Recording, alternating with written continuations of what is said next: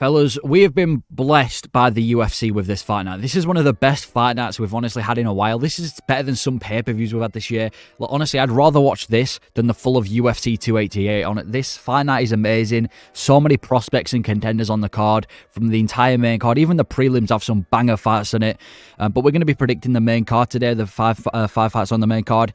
Let me know your thoughts on who wins in the main event specifically, because that fight is a very important fight for the lightweight division. We'll talk about that in a while, but we're going to go down there and predict the first fight, which is going to be, I'll predict the Clay Guida fight as well. Clay, he's been in the UFC for so long. And honestly, he's not even doing that bad. He is coming off a decision loss, but I mean, he did win in December as well, so it's not like he's washed. Joaquim Silva, though, he wasn't, listen, he's not had the best UFC career, but his last loss was against Arman Tsarukyan, and he was able to last until the third round. I feel like this could be a retirement fight for Clay, and I do see Silva going out there and bringing him to a decision. I don't think he's going to finish Clay Guida because, listen, Clay, he's still, even though he's been in the UFC for as long as he has been, I still don't want to call him washed. Obviously, he's not as good as he once was, but he's not a washed fighter. And Silva, he's not going to go out there and completely just flatline Clay or anything. So I'm going with Silva to win this by decision. I really don't expect Clay to win, but if he manages to somehow pull it off, give him a title shot. Next fight, and I'm so excited for this one, Sean Brady versus Kelvin Gastelum. Now, obviously, I didn't know Kelvin Gastelum was going to stick at welterweight. I'm pretty sure he had a fight booked. I forgot it was who he was against. No, it was Shavkat, I'm pretty sure. He had a fight booked against Shavkat. Obviously, that fell through. I think it was an injury. And now he's against Sean Brady. I'm going to go Kelvin Gastelum, the human refrigerator, for this one. Kelvin Gastelum, I'm not sure how he's going to be at welterweight. Obviously, I'm surprised he's actually been able to make welterweight. When I saw Kelvin Gastelum at middleweight, I did not expect him to ever be able to make welterweight because of, like I said before, he's literally built like a refrigerator. But Sean Brady, he hasn't looked great in his last few UFC fights. Obviously got finished on the feet by Belal Muhammad, and I'm not saying he's going to get finished on the feet by everyone. I mean, that's his only loss ever. But it's not a good look when you get finished on the feet by Belal Muhammad and you're fighting someone with the hands of Kelvin Gastelum, who got a win, an impressive win, in an amazing fight against Chris Curtis early this year at UFC 287. Both pretty well rounded, I want to say. Sean Brady, he's not terrible. He's got some good jiu-jitsu with Sean Brady, but I don't think there's going to be much submission threat from Kelvin Gastelum. I think it's going to be a predominant striking fight, and although Sean Brady's striking isn't terrible, I've got Kelvin Gastelum winning this one by decision. Kelvin Gastelum, he's been in there for a while. He's taken some blows.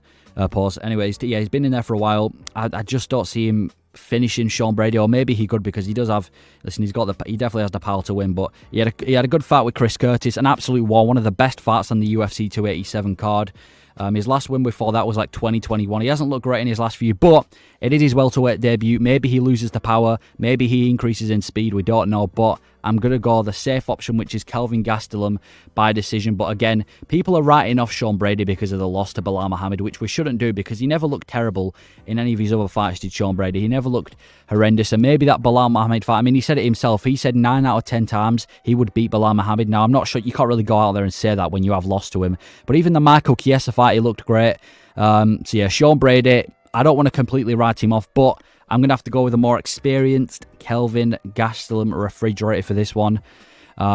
Close fight. I can't wait for it as well, though. It's going to be a banger, because Kelvin Gastelum, say what you want, he brings on some of the most entertaining fights in the UFC. I know I've mentioned it about 10 times already, even the fight with Adesanya years ago, but specifically the fight he just had with Chris Curtis. One of the best fights on the card of UFC 287, and it was on the prelims as well. Anyway, enough waffle about that. Next fight, Rob Font versus Deiveson Figueiredo. Another weight switch. Deiveson Figueiredo, obviously, former flyweight champion.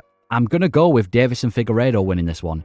Some people think he's not going to be able to adjust to the division. You know, he's in a completely different division now. Rob Font, he's a dangerous striker, but at the same time, he does leave himself he leaves himself open to get hit a lot. He's a good boxer. Obviously, the knockout over Adrian Yanez, I'm going to be honest, I was not expecting that. Adrian Yanez, I picked him to win that fight.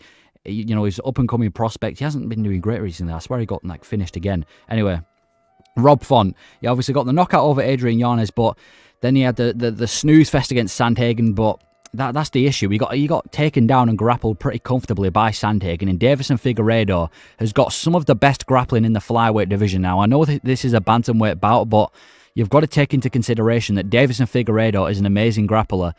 I feel like Deiveson Figueiredo has multiple ways to beat him, because you've got to remember as well, Rob Font, he leaves him, like I said, when he faces a hard hitter early on, it's never a good sign for Rob Font. And Davison Figueiredo can bang. He looks in incredible shape. I don't think moving up a division is going to affect him too much, like it would moving down. Obviously, Rob Font, though, like I said, the thing is, it's hard to gauge with Rob Font because I'm not going to say he gets out there and gets chinned, because I don't think his chin is terrible, even though he does kind of tend to get dazed when he gets hit by like a hard shot. But I just think Davison Figueiredo's got too many ways to win. You could have given him the fight against Moreno as well. So I'm going to go Figueiredo winning this one by another decision. But if I'm going to have to pick one, I'm going to go by submission. I'm going to go decision first, submission second. Yeah, Rob Font hasn't looked great in his last few. I know he got the win over Yanez, which kind of, maybe he goes out there and flatlines Figueiredo. But I feel like Figueiredo, the grappling that he's got, the striking that he's got, and the power that he's got, I feel like he's definitely going to go out there. But to be fair, I hope that this fight's an entertaining war. Rob Font and Davison Figueiredo, obviously. Rob Font's fight with Marlon Vera was amazing as well. I'm not going to bring that up too much, but the fight with Marlon Vera was amazing as well. Davison Figueiredo, another entertaining fighter. I hope this is just another entertaining fight, because this card for a fight night is one of the best. So I'm going to go Davison Figueiredo winning by decision, but it wouldn't surprise me if he wins by submission.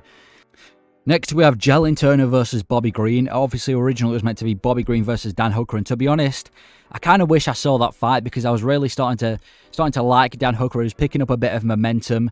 Obviously, he got the win over Claudio Puelles as well, but Dan Hooker is starting to pick up momentum, and then he had to get injured again with the same arm that he got injured with Jalen Turner by.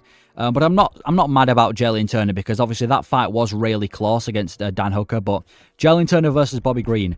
First thing I'm going to say about Jalen Turner is I'm surprised he's still fighting at 170 after the fight with Dan Hooker. And, there's a few weight issues. I'm surprised he's sticking at 155. So hopefully he's prepared and he's in shape and he's ready to fight, because he is on short notice. Hopefully he's ready to fight and make weight again, because obviously we've seen Jalen Turner have weight issues in the past. But yeah, he's a big lightweight. And talking of big, he does have a massive range advantage on Bobby Green. I feel like in this fight, overall, it's going to be Jalen Turner keeping Bobby Green away with range.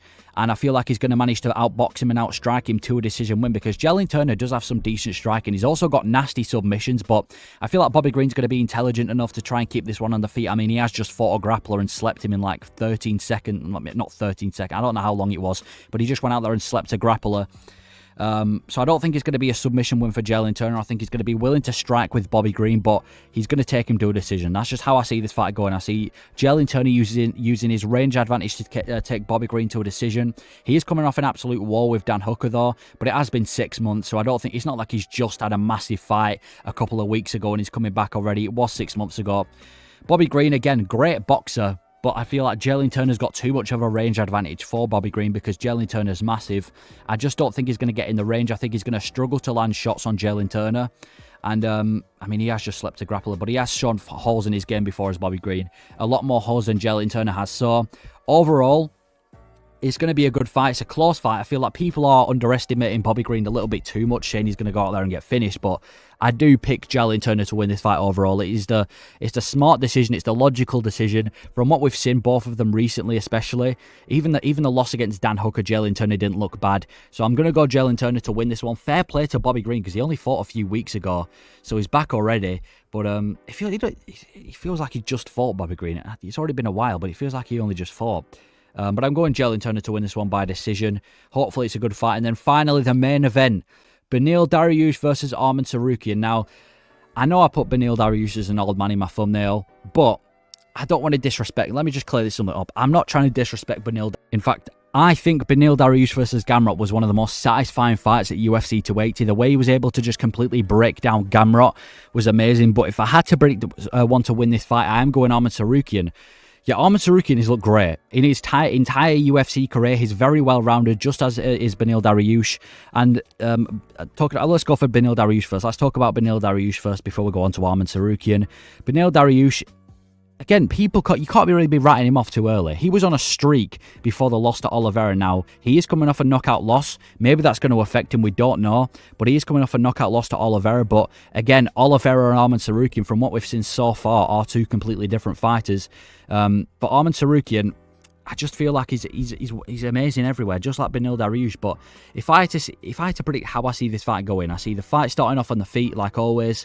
Arman Tsarukyan pressuring Beneil Dariush against the cage, maybe throwing some kicks because Arman Tsarukyan has some amazing kicks. I'd love to see him versus a guy like Figero. I can see Figero feinting with some kicks, throwing some kicks, and then eventually goes for a double leg takedown, lands it on Beneil Dariush, but he's not going to be able to absolutely dominate Dariush on the ground because Dariush has some nasty submissions and some underrated knockout power. I'm just going over random attributes, but he's got some nasty submissions. And again, you can also bring up the fact that Beneil Dariush was able to beat Gamrot even though Arman Tsarukyan couldn't. But again, you can also say that the fight that Arman Tsarukyan had with Gamrot was a very, very close fight. In fact, I actually thought Arman Tsarukyan won the fight against Gamrot. And both of them, the reason this is going to be a good fight is because both of them are amazing everywhere the fight goes. No matter where the fight is, whether it's on the ground, whether it's on the striking department, I think they're both amazing. However, I just feel like Arman Tsarukyan is better when it comes to grappling and better when it comes to striking, just slightly. So I'm going to go decision win for Arman Tsarukyan in this fight. He's only 27 years old as well. He's just coming off a fresh knockout win over Silva, who's also on the card. So I'm going to say that Arman Tsarukyan's going to be able to get it done by decision. Hopefully Beneil Dariush isn't shaken up too much by the knockout loss, but I just realised I predicted a decision for nearly every fight. So I'm going to predict Everson Figueiredo to submit Rob Font, or else the video will be boring. But that is my prediction for UFC Dariush versus Tsarukyan. This fight night is amazing. I can't wait for the card. And yeah, thank you for watching.